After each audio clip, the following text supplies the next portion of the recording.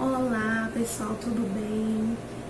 Para quem não me conhece, ainda não visitou o meu canal, meu nome é Carla, eu sou neuropsicopedagoga, pedagoga, pós-graduanda em psicopedagogia e eu vim aqui hoje para continuar a sequência de vídeos que a gente já vinha fazendo, né?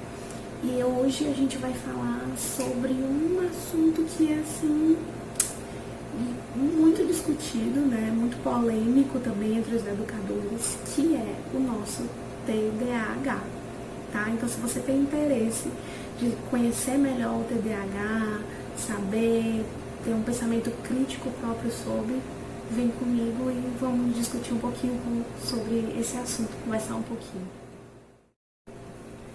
Então, o TDAH, ele é uma sigla, na verdade, tá? Ele significa transtorno do déficit de atenção e hiperatividade.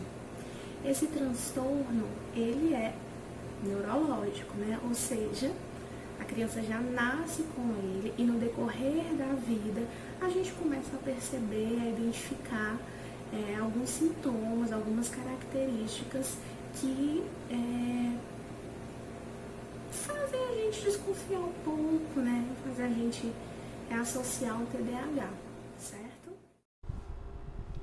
E aí, pra gente clinicar, pra gente entender como é que identifica, que faz um laudo diagnóstico para o TDAH, a gente precisa conhecer os tipos de TDAH, os sintomas, como esses sintomas se apresentam, qual é essa classificação.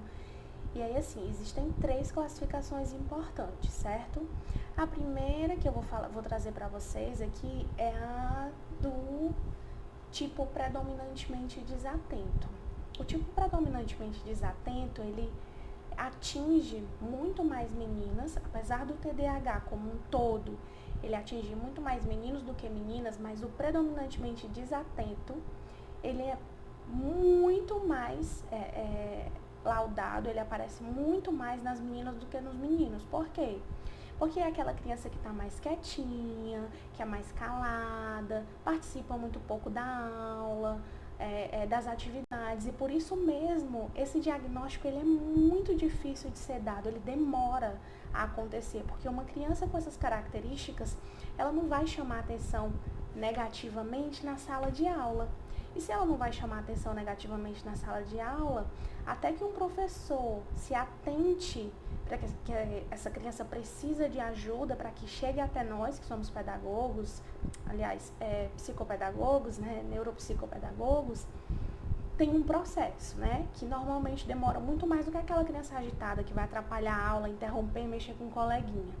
Então, o predominantemente desatento, normalmente ele demora mais a ser detectado, digamos assim. Outro tipo de TDAH é o hiperativo impulsivo, né? Esse hiperativo impulsivo, ele é uma criança muito agitada, ele não para um minuto, ele brinca com a régua, brinca com o estojo, brinca com o cabelo, brinca até com os dedos, ele pode vir a brincar. Então, ele é muito agitado, ele não para em sala de aula, ele não espera a professora, por exemplo, concluir uma pergunta para ele responder. Ele responde a pergunta antes da conclusão dela, muitas vezes de forma precipitada, porque ele realmente é impulsivo demais. E como ele é impulsivo, muitas vezes ele acaba se arrependendo e, simultaneamente, ele comete o erro, comete o ato que não deveria ter sido cometido e logo ele se arrepende, meio que simultâneo, né? Ele tem muita dificuldade de se relacionar com outros colegas, com outras crianças, porque é muito agitado, tem dificuldade de se manter concentrado, dificuldade de se manter sentado.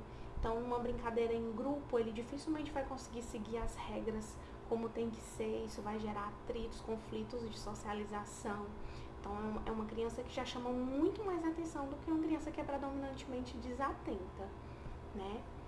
E para completar, a gente tem o que é tipo combinado, que é aquela criança que ela é hiperativa e desatenta, que eu acredito que seja o tipo mais grave aí, né? Porque tem toda a hiperatividade, toda aquela inquietude, a irritabilidade, a coisa de não conseguir parar um minuto, de não conseguir se concentrar nas atividades que são determinadas para ele. Isso vale tanto para casa quanto para a sala de aula, porque esses sintomas, para ser considerado TDAH, eles precisam aparecer em mais de um ambiente onde a criança está.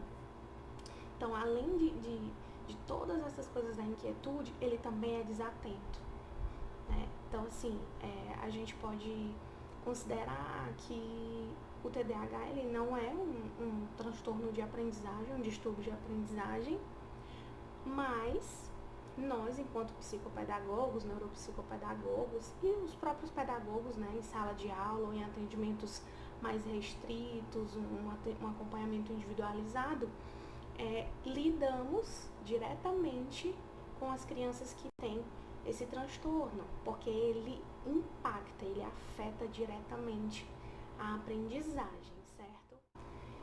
Esse TDAH, né, esse transtorno déficit de atenção e da aprendizagem, ele é muito polêmico, porque alguns profissionais não acreditam, né, na possibilidade de ter TDAH, porque se a gente observar bem os sintomas, toda criança, então, deveria ter o TDAH, né? Porque inquieto, agitado, não espera para responder, ou então muito tímido, muito quietinho, não fala nada, não gosta de participar. Tudo isso são características humanas comuns e que muitas crianças têm, né? Muitas crianças apresentam essa característica ou em determinado tempo da vida, ou em algum momento do seu desenvolvimento, as crianças vão apresentar algumas características como essas. Mas a gente tem uma linha a ser seguida, né? A gente tem uma lógica de pensar. Primeiro, que não pode ser algo exacerbado, exagerado, constante o tempo inteiro. Se aquela criança é muito quietinha, exageradamente, não é normal, porque a criança não é muito quietinha exageradamente. Mas também se você pega uma criança que não para um minuto, que até para dormir é falando sem parar, e é agitada e se mexendo, também tem alguma coisa errada, né? Então a gente precisa pensar assim, que nem tanto e nem tão pouco, né? Avaliar da melhor forma possível, principalmente nós que somos profissionais neuropsicopedagogos, pedagogos, psicopedagogos, que trabalhamos com isso, a gente sabe sim que não é uma coisa imaginada, que existe o transtorno, que existe o TDAH, mas a gente precisa ter cuidado com esse laudo, para não banalizar, né? E aí, assim, como é que é feito esse laudo, esse estudo? Existe uma lista, né, do DSM, e essa lista, ela tem os sintomas para cada tipo de TDAH.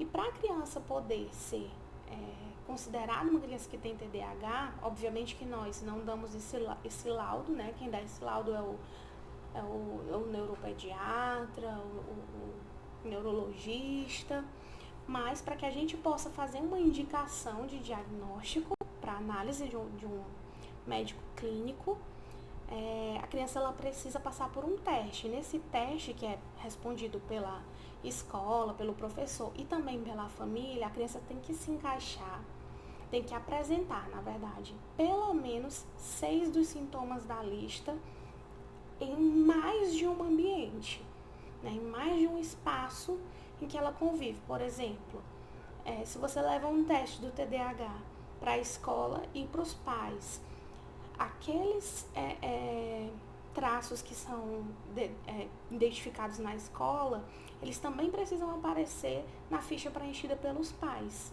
para poder ser considerado como um TDAH, tá certo? Eu vou mostrar aqui para vocês agora alguns dos sintomas. Eu vou mostrar para vocês, na verdade, a tabela, né, que tem no DSM. Então, aí no topo da tabela, a gente vê os sintomas de desatenção. E aí diz que os 6 dos seguintes sintomas de desatenção que se persistirem, né, por pelo menos 6 meses, em grau mal adaptativo e incoerente com o nível de desenvolvimento. E aí a gente tem do item A ao item I. Aí são 9 sintomas, né? 9 sintomas.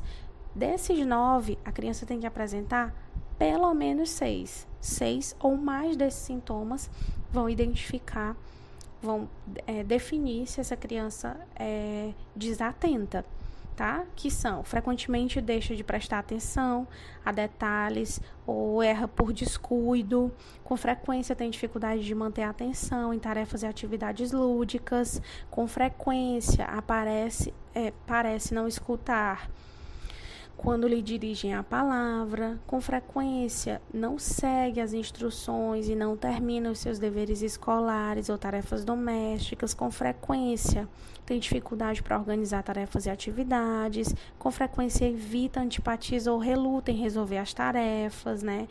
Por quê? Porque exigem um esforço mental maior, ela vai ter que pensar mais.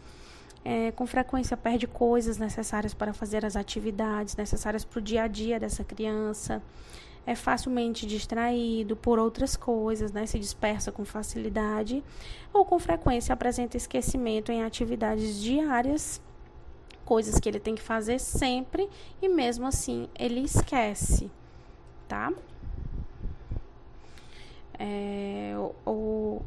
Na parte de baixo da nossa tabela, a gente tem aí sintomas de hiperatividade e impulsividade, né? E aí, a mesma coisa que eu disse para vocês no de cima.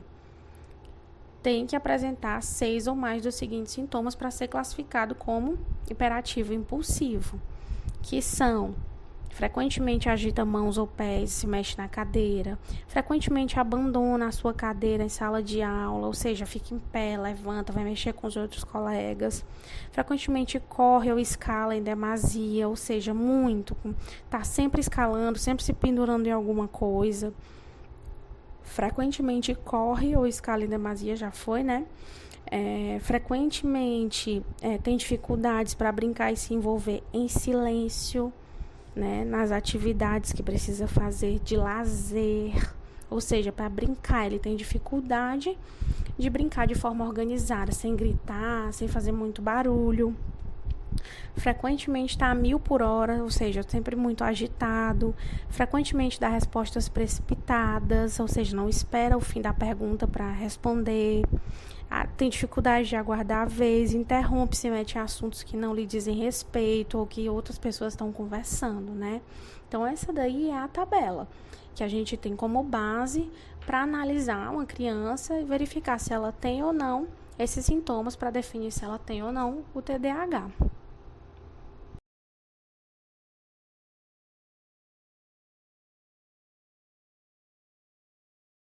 Pronto, pessoal. E aí, para concluir, né, para finalizar, eu queria deixar para vocês aqui, depois de ter mostrado a tabela do DSM para vocês, DSM-5, que é o mais atual, né, eu queria mostrar para vocês o livro, me indicar como leitura, que foi o livro que eu utilizei como fonte de pesquisa, né, para complementar aqui, trazer para vocês informações importantes e interessantes sobre o TDAH, que é este livro aqui, ó. TDAH nas escolas, uma estratégia de avaliação e intervenção. Maravilhoso, é um livro riquíssimo, é um livro muito, muito, muito bacana de ler.